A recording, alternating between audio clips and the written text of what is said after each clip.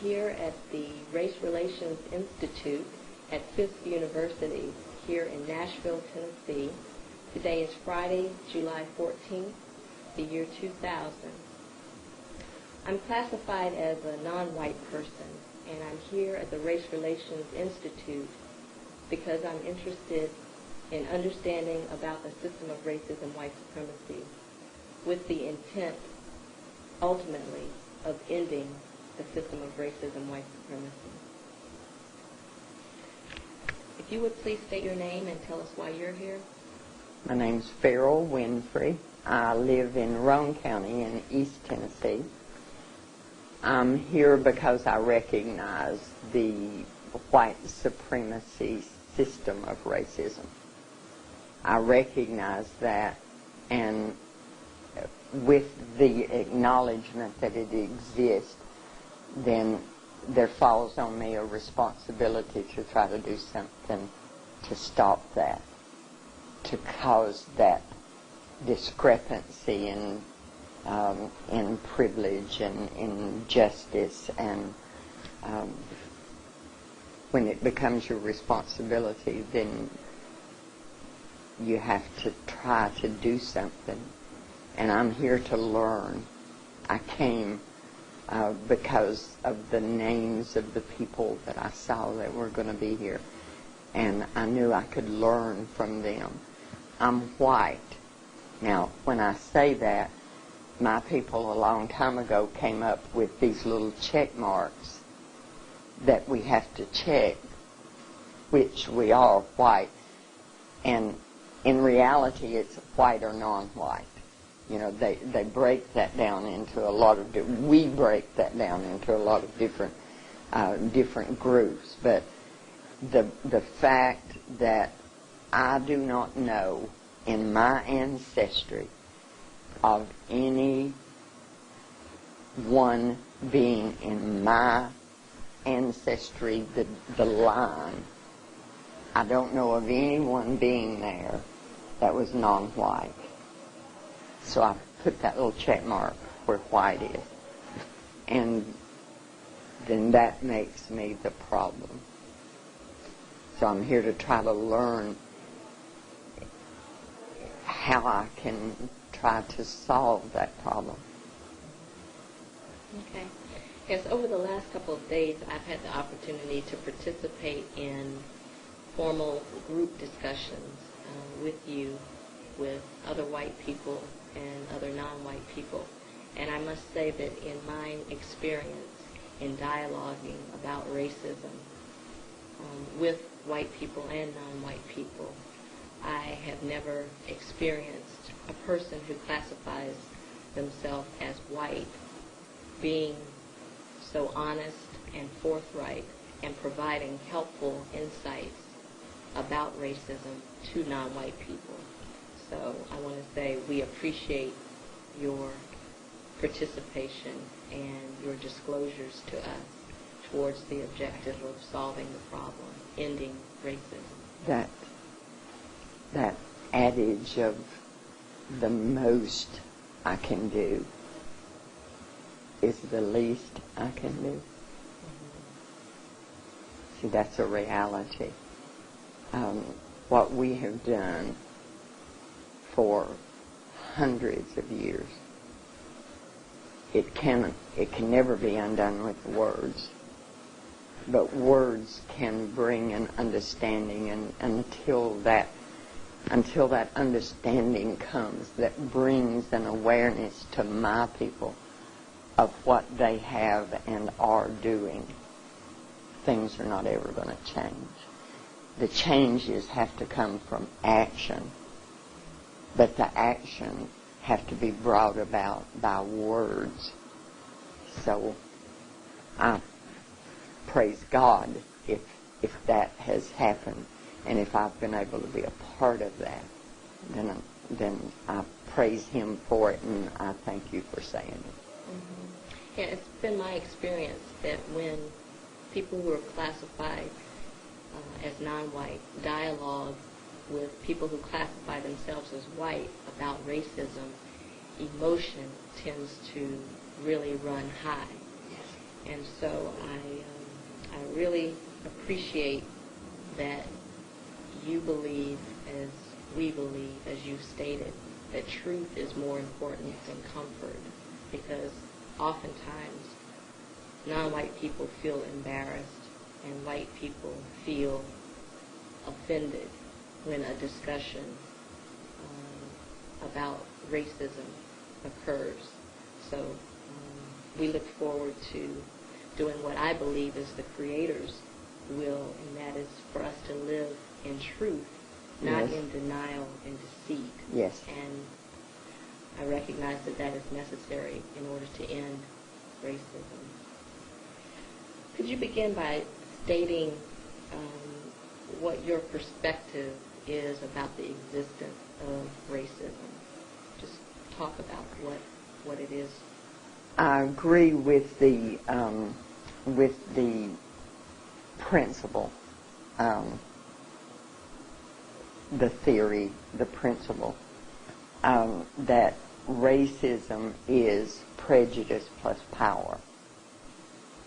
I had a conversation yesterday with a black man and he said that he knew some of his people who were racist, and I talked with him about that, because without the power to take that prejudice and actively place it into position to cause people to do or not do, then it is simply just prejudice.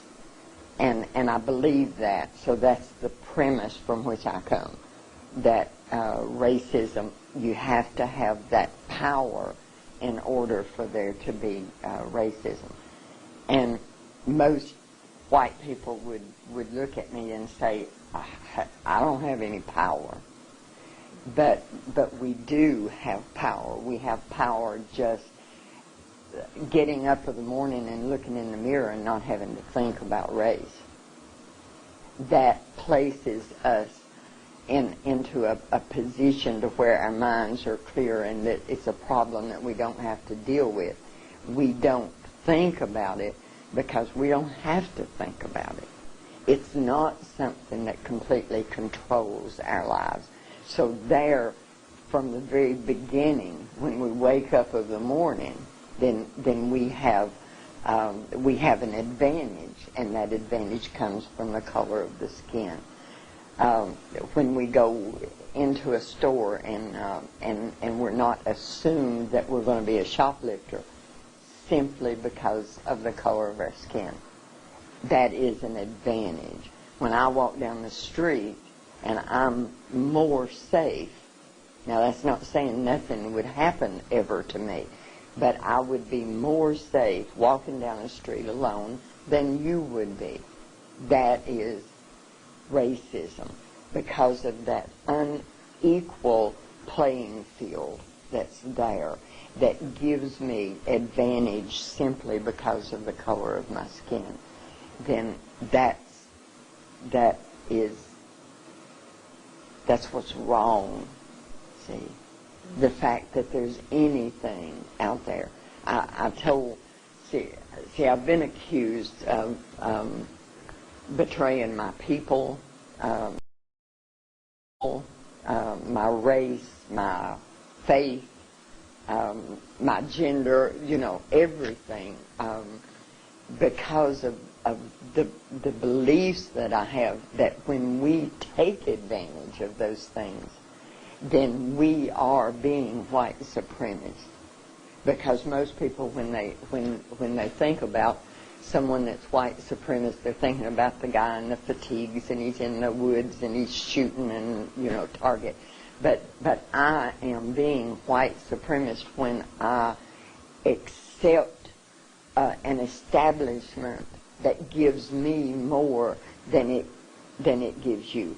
If I know that, if this is something that I'm aware of, and I take advantage of that, then that makes me, I believe, that puts me in the category of being a white supremacist. Now, how do I not take advantage of it? because I've had white people ask me this. How do I not take advantage of it? Do I not take a job that I know is given to me because I'm white, and if I had been black, I wouldn't have gotten that job? Do I not take that job? I have to eat. My children have to eat. So we get into realities, and there are things that we cannot not do.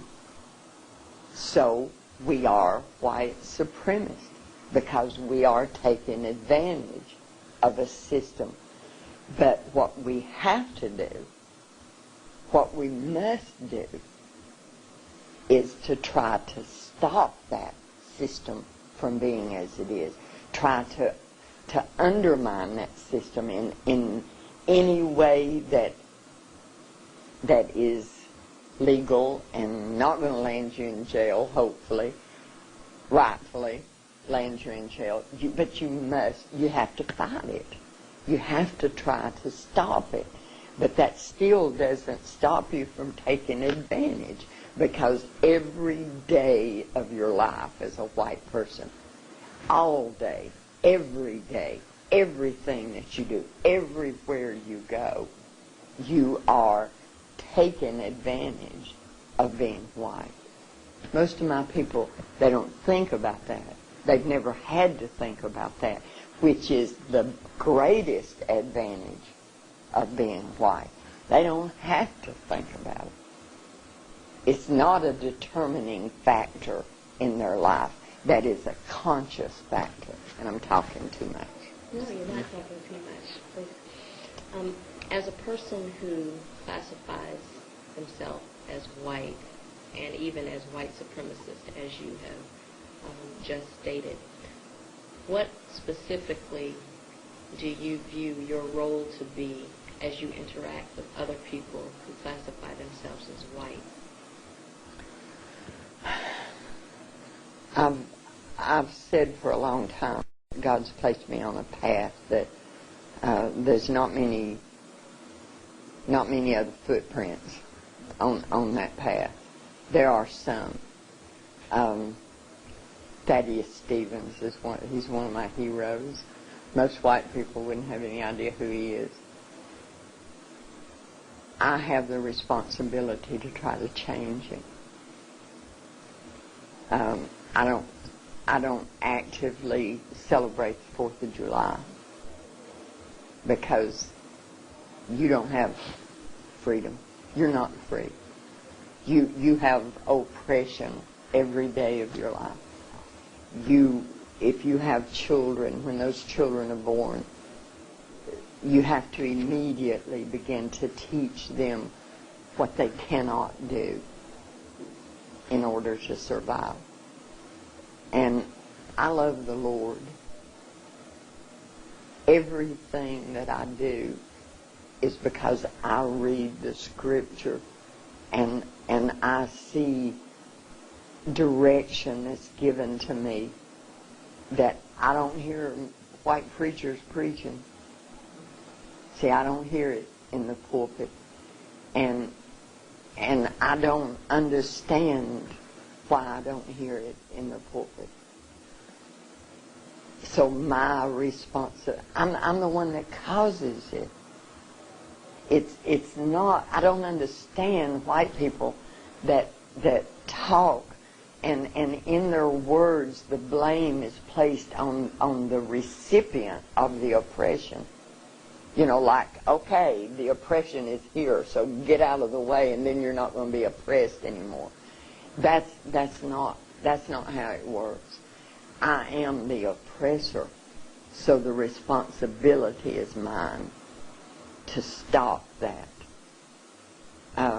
Now, stopping it, that's different. It's hard because I don't have any power other than the power of being white and taking advantage of what I don't have money. I don't have influence.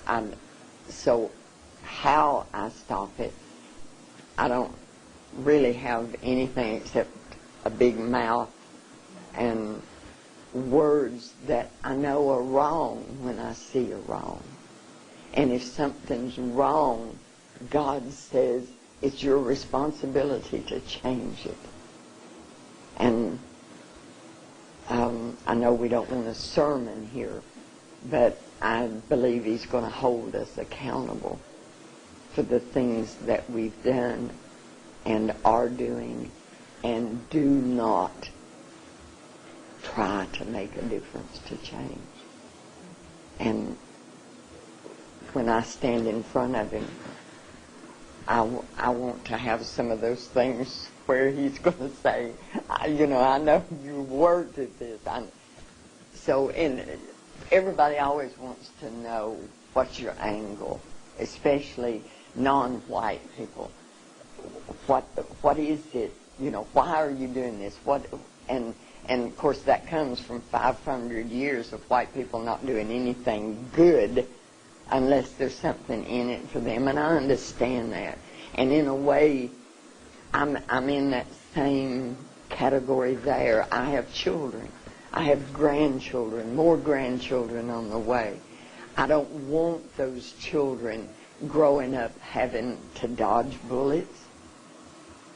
And the young black man he's a much different product of our oppression than what the young black man was 100 years ago.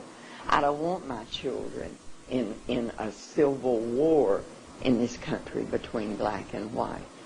So in that way I'm selfish, see. And the fact that I want God to smile on me and say, I've seen you do, that in itself is selfish. But He's also given me a burden. And there's not any way that I can ever say to you that I know what you go through. See, there's no way that I can do that. And He gives me understanding that I can't do that.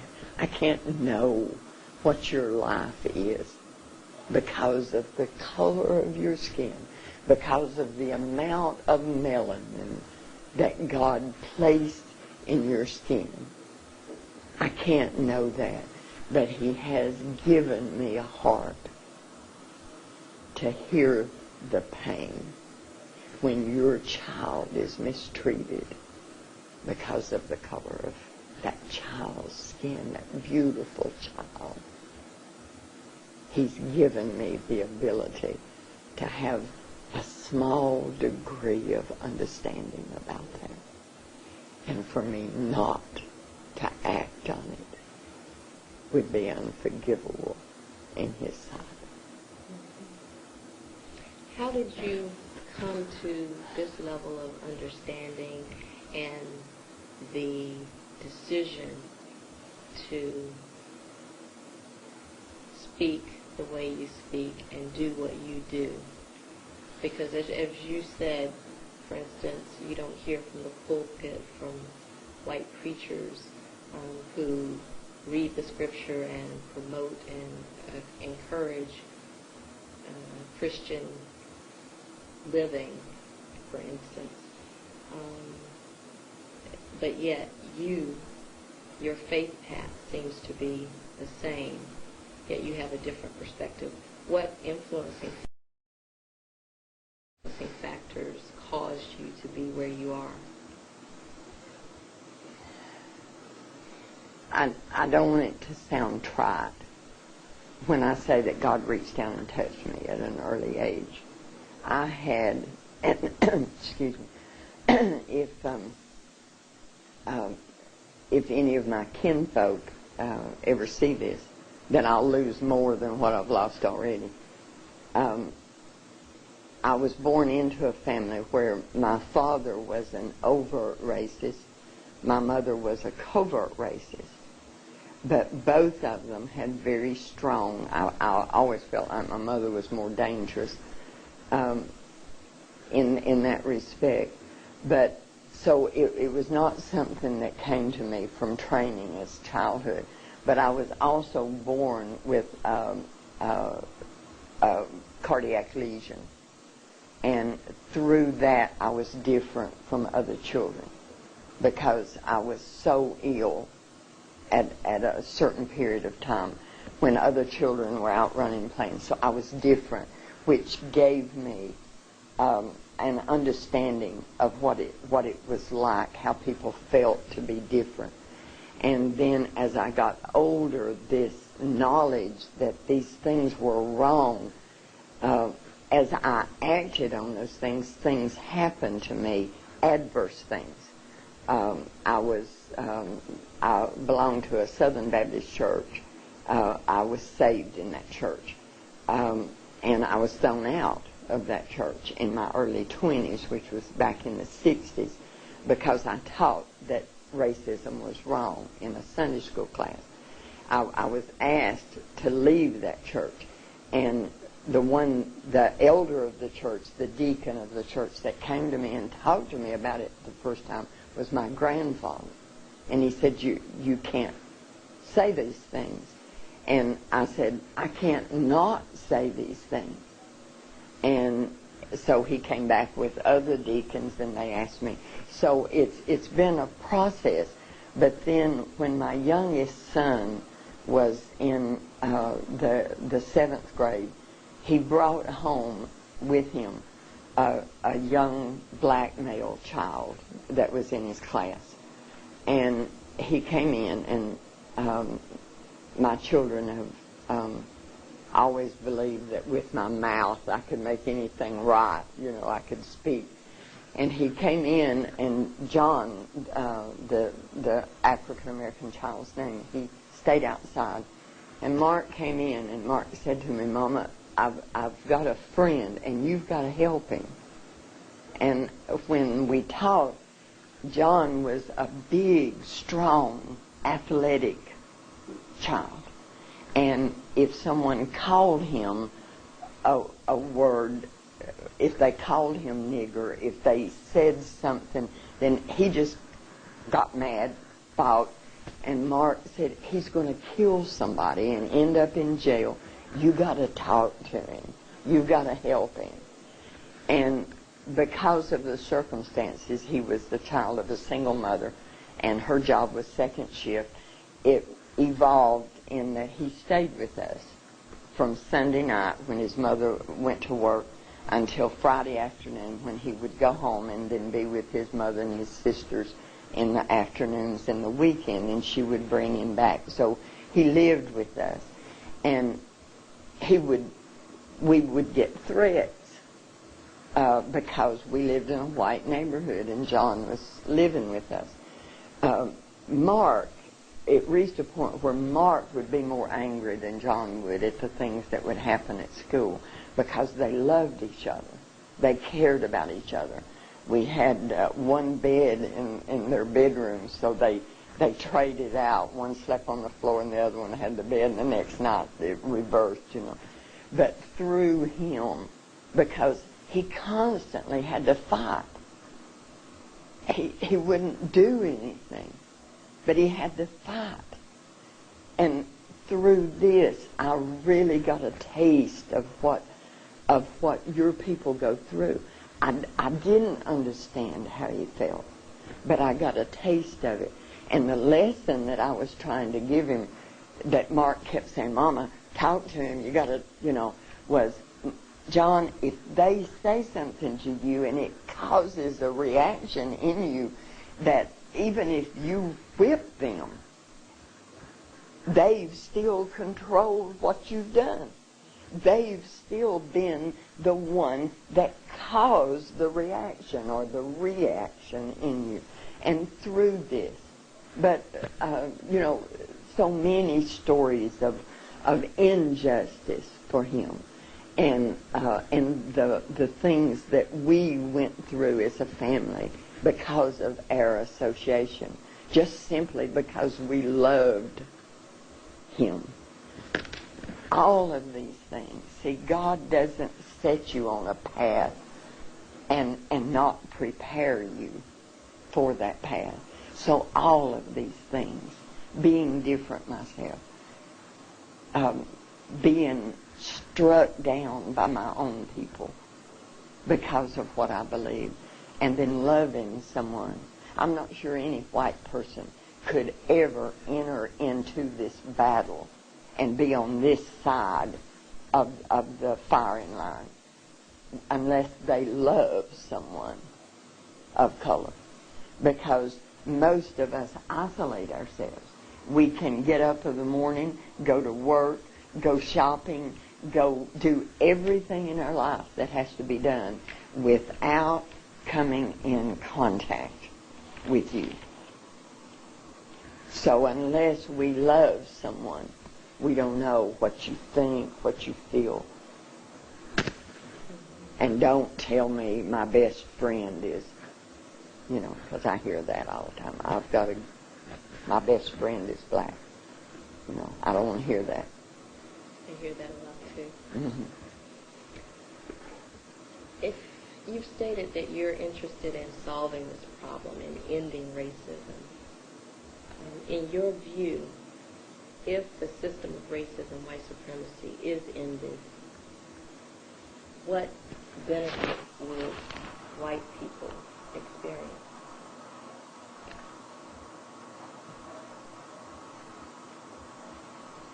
The guilt would go away, for one thing. Well, the present day guilt, because we can't ever undo what we've done. So, but that's difficult. What would we gain? Because most people ask me, what would we lose? That's a difficult question. Peace, because racism is the cause of the problems that we have in this country. It's the cause of the crime. It's, racism is, I feel like, the backbone of all ills that this country has. So we've gained peace. We would also gain knowing you and knowing about your culture, what you still know of it, because we've robbed you of most of it. We would gain that if the day ever came when I could walk into a place of work and you could be there wearing whatever clothing you wanted to wear, whether it was clothing that depicted your African descent or wearing your hair. White people tend to say, well, that's another question, I guess. We would gain knowing you, see, because we don't know you. And that robs us of a great blessing. We think we are entire and complete, and that we don't need to know you or anyone of color that is of a different belief. We close ourselves off and think that we're contaminated if we talk with someone of, and I'm talking about Christians. I know more about Christians than I do any other faith, because that's me. But most Christians feel like they're contaminated if they talk to anyone that's of a different faith. So we rob ourselves of that. So if racism ended, we would have that. I can't say it better than knowing you. Some would probably argue, some non-white people in particular would probably argue that indeed we think white people know non-white people, and by that knowing are more able to control and dominate and keep the power dynamic as it is. How would you respond to that? We know what we've done to you. And we know what over 500 years we've put in your heads. And we know how to utilize that. And we know how to take advantage of that. And we even know how to have a lack a friend. We know the dynamics of who is in control. And I don't care how much the system has changed to the point to where what is politically correct at this point might be different from what was politically correct in the 50s. We still know where your place is. We know where our place is. And to me, the greatest deception that we've caused is that your people believe us when we say, this is my place and that is your place. Because I see evidence, and especially in seminars like this, because I will hear non-whites speak, and I hear them speak when they don't even know that they're speaking from a position that I have told them is the only way they're going to be allowed to succeed to that degree that I'm going to let them come up that ladder. Of course, I'm just going to let them come up so far. But the greatest sadness for me is that they don't even know. See, I have done such a good job that they don't even know that I've done this to them. A strong black man one time said to me, one of the greatest things you can do for my people is to stop shedding any tears. Because I'm very emotional. I get very emotional because this is my heart. And it's what I will probably die doing. I have no illusions about what my people think about the work that I do. And I realize that. But when I talk with someone, it would be very easy for me to begin to weep at what we do and what we have done.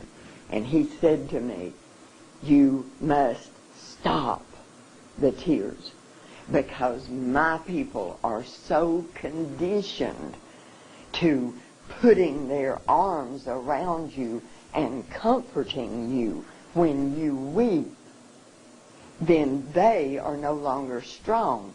Their strength that is coming from standing up and saying, no, you're not going to treat me like that. That strength is gone because they've got their arms around you, comforting you. And I have tried to listen to the wisdom of that very, very wise man.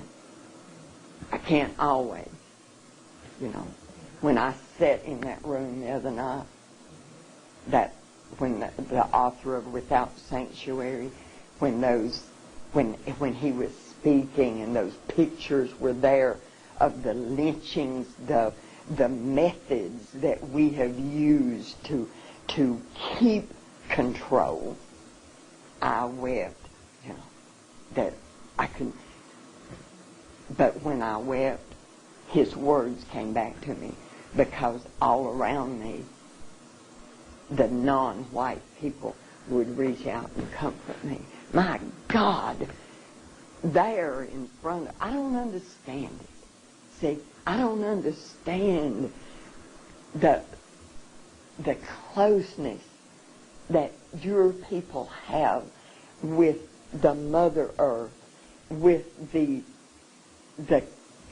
concept of beginnings, God himself.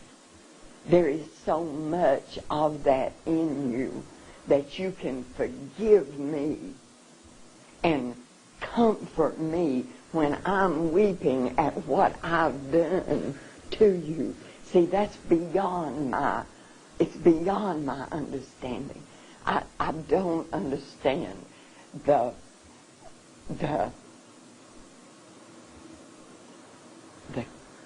kindness,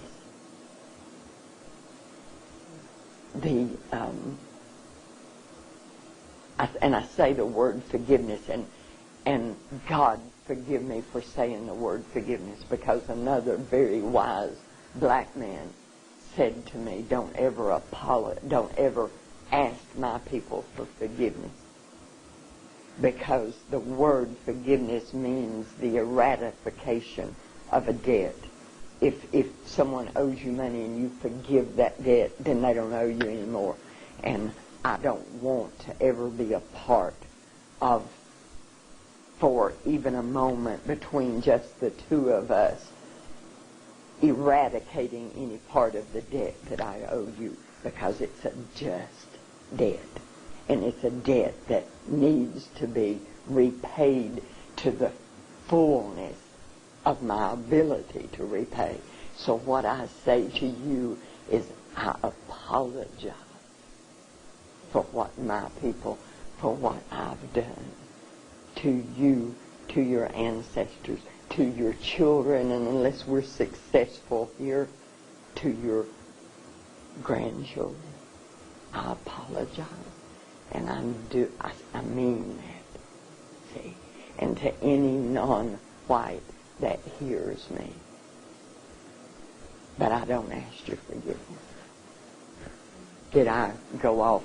No, all of this is relevant and helpful. So, speak as you will. You mentioned that white people who classify themselves as white, are aware, they know what has been done, what they have done over the years to non-white people. And there are two particular areas of activity that appear to be critical to maintaining the system of racism and white supremacy. These are activities that people all over the planet engage in. And the first one is religion. So can you talk specifically about what white persons have done to or taught non-white people in the area of religion in the context of racism? You're wanting it to be to where I can't ever go home. That's it. Christianity has been misused for hundreds of years to keep your people in subjugation. And I'm speaking now a reality that the history books do not record, but history does. Christianity was used because if I said, okay, you don't believe the way I believe, and Christianity's the best way to believe, so I'm going to take you, and it's going to be for your own good, honey. It's going to be for your own good. I'm going to take you, and I'm going to tear away everything about you, and just keep your hands and your feet, because they can help me getting off. But I'm going to do this for your own good, because I'm going to give you a God. Now, what does that God look like? The reality of it is, when he came here, he didn't look like me. So what am I going to do about that? I'm going to make him look like me. So for hundreds of years, we've been telling you, and now you have to keep in mind that we took away any other God that you might have through force, through fear, through pain, through any means necessary. So now I'm going to give you a God, but I'm going to do that in a way that is going to further me. So I'm going to give you a God that looks like me, so that when you bow down to that God, you're bowing down to me. Because the reality is, and see, this is something that that bothered me when I left the church out of frustration because I wasn't hearing these things. Because the Bible tells us what Jesus looked like when he walked here. The Bible tells us what he's going to look like when he comes back. We have taken that and changed it. One of my grandchildren, when he was about 8 years old, I have a black nativity in my home that I put out at Christmas. And he had been there several times, and all of a sudden one day he brings me the baby Jesus. And he says, "Mama, this is not right." And I said, "What's not right?" He said, "This is not right, Mama." Now, this is a child that every time he's with me, he gets lessons in this. My son says to the point to where he has to deprogram them when he gets them back home. This child knows where my heart is. This child, but this is not right, Mama. What's wrong? Tell me. Jesus wasn't black. Jesus was white. Who told you that? And then we have this great conversation. I tell them it's not something you have to go back and fight. You don't have to go, because I don't want them beaten down until they're strong enough to know for what they believe, you know. But I want him to know the truth. I said, in your mind, in your heart, know. Do you remember when Jesus went to Egypt? He hid in Egypt. The people in Egypt, honey, they're not white people. How could he hide there? See, so that we've done that. We've given your people a God that looks like me so that you don't have any qualm about bowing down to me. See, because this is the image of God. I don't know of any sin that we've committed that's greater than that one. And we did it with the Bible in our hands when we were beating your ancestors for looking at us eye to eye.